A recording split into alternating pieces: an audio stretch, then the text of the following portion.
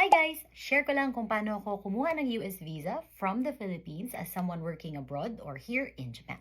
Disclaimer lang, we got our own visa by ourselves, so nag-DIY kami. We didn't ask for any visa assistance, wala ding agency na nag-assist. Lahat process namin on our own. The first step is to determine your visa type. So may tatlong kinds of visa. And the first one is the B1, B2 visa. Yun yung for tourist or business visa. Next is for student visa. And last one is yung working visa.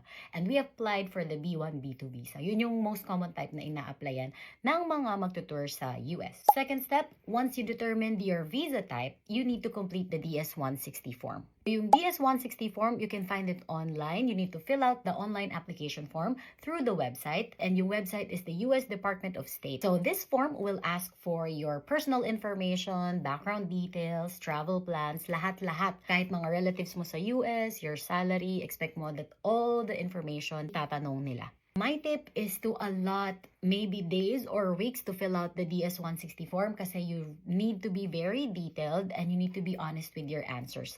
And also, dapat consistent siya kapag nagkaroon ka na ng physical interview with the consul kasi talagang binabasa nila yan and they check online. As for me, and din sa parents ko, tinulungan ko din sila na asikasuhin yung DS-160 form. Actually, kami nung ate ko mainly yung nag-fill out ng DS-160 form nila.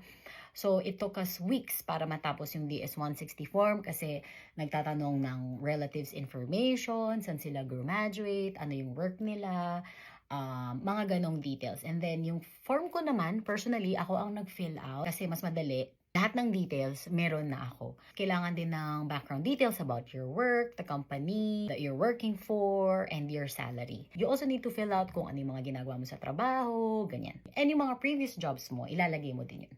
So once you're done, kapag nasubmit mo na yung DS-160 form mo, you'll be directed to the confirmation page at kakailanganin mo yun later on. Next step is to pay the visa application fee. Nasa around 11,000 pesos yung binayaran namin, pero depende yun sa visa type na ina-applyan mo. You can pay this sa mga payment centers nila like BDO, Metrobank, or the US Visa Payment Portal. Once you have paid, make sure to keep the receipt as proof of your payment. So after mo magbayad, kailangan mong mag-create ng profile online to schedule your appointment for biometrics and yung mismong interview. So, you need to go to the US Visa Information and Appointment Services website. And then, you'll create your account. You will only be able to create your account once you have paid your visa fee. So, sa portal na yon, so schedule mo na yung dalawang appointment mo for biometrics and for the interview itself. Sa biometrics, madali lang, mabilis lang yung naging proseso. Fingerprinting and photo taking lang yon, mga 1 hour, depende sa pila and sa dami ng nag-a-apply. So, sa Parkal kami, nag-biometrics. After that, you're done with your biometrics.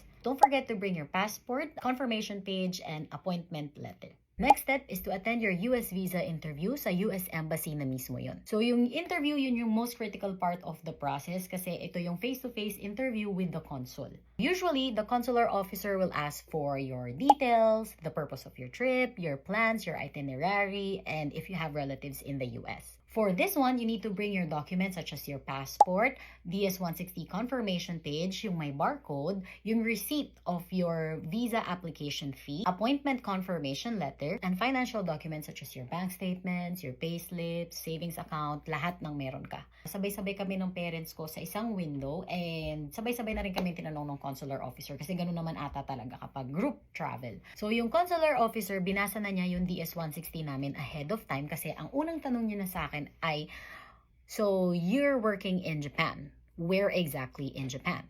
So yun yung mga tinanong niya sa akin and then a lot of things about my work.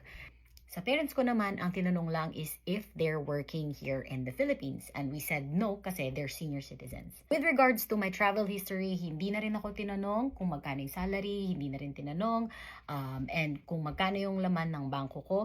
Hindi na rin sila nag-ask ng other documents. Wala akong documents na nilabas except sa mga sinagot ko na tanong niya about my work. After that, sinabi niya na sa amin that your visa is approved. So tip lang when you're being asked by the consular officer, be honest, be confident, and be direct to the point when answering. If your visa is denied, you will be able to get your passport right away. But if your visa is approved, they will also tell you right away, and they'll tell you to get your passport after a few days. There are options how to get your passport, either sa mismong visa application center or pwede mo ring ipa-deliver. We opt for pick-up para mas mabilis. I think around 2 to 3 days lang nakuha namin yung visa namin sa Parcal. My personal tip, show your strong ties to the Philippines. Be confident. Prepare your financial documents properly. Lastly, dress appropriately for your interview.